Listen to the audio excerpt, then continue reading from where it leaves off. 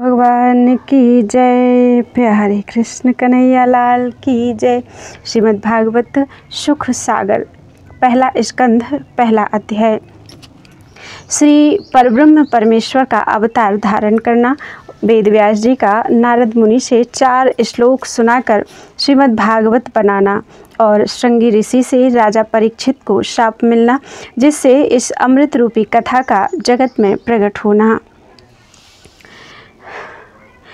काशी को निवासी मक्खन लाल हो गोपाल जी की लीला व्यास वाणी को जवानी कहा चाहत हूँ। विद्या को विचार नाही, कथा को सुमार नाही, उर्दू जवानी कहत ही लाज लावत हूँ। जाकी कृपा पाए के पहाड़ चढ़े पंगुल और गूंगे वेद भाखे सोई कृपा नित्य ध्यावत हूँ। कहें गुणवंत हरि नाम टेढ़ो सुधो भलो, तासो सुनी ही ये मैं गुण नैक ही सराहत हूँ। गंग यमुन गोदावरी सिंधु सरस्वती संग, सकल तीर्थ तहाँ बसत हैं जहाँ हरि कथा प्रसंग। नर नारायण गिरा अरु व्यास मुनि प्रणाम, आशा मेरी पूजी हैं सब गुण पूर्ण धाम। गूंग वेद को उच्चर पंगुलांघि गिर जाए, जासु कृपा बंदो तिन्हें माधव होत सहाय। गुरुपद पंकज हृदय धरी सप्त ऋषिन सिर नाय, कहो कथा श्री भागवत यदुपति होय सहाय। गुणावाद गोविंद के काटत सब जंजाल, याते भाषा भागवत बिरचत माखन लाल। बोलो वृंदावन बिहारी लाल की जय। पहला अध्याय।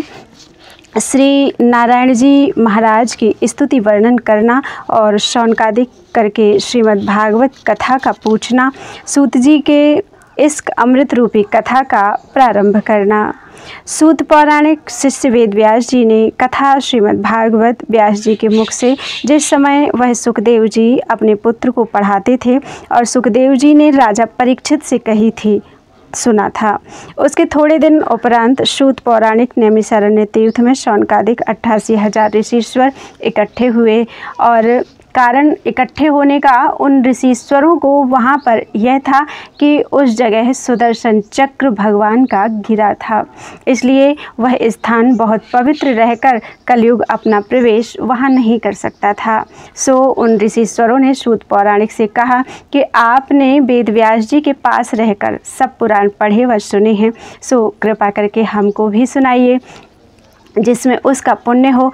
तब सूत जी ने उन ऋषीश्वरों से कहा कि जो आदि निरंकार 14 भुवन रचकर सब जीवों का पालन करते हैं और महाप्रलय के समय चैतन्य आत्मा सब जीवों का फिर उन्हीं त्रिभुवनपति की ज्योति में समा जाता है और वह परब्रह्म अपने तेज से प्रकाशित रहकर ब्रह्मा और महादेव आदि सब देवताओं को ज्ञान देते हैं और जिनकी माया में जगत का सब व्यवहार होता है, उन्हीं आदि ज्योति का ध्यान धरकर व्यास जी कहते हैं कि संसारी व्यवहार झूठा होकर परमेश्वर की माया ऐसी बलवान है जिसको कोई भुला नहीं सकता। और श्रीमद् भागवत में ऐसा परम धर्म वर्णन किया गया है जिसमें कुछ कपट व लोभ न रहकर ऐसे निर्गुण धर्म लिखे हैं जिसके करने से तीनों दुख और पाप संसारी मनुष्य का जो देवता और नवग्रह और शत्रु और मन के संकल्प विकल्प से होता है छूट कर नहीं रहता। दूसरे योगों में यज्ञ और तप, ध्यान और पूजा बहुत दिन करने में बड़े परिश्रम से श्याम सुंदर की प्रीति उत्पन्न होती थी।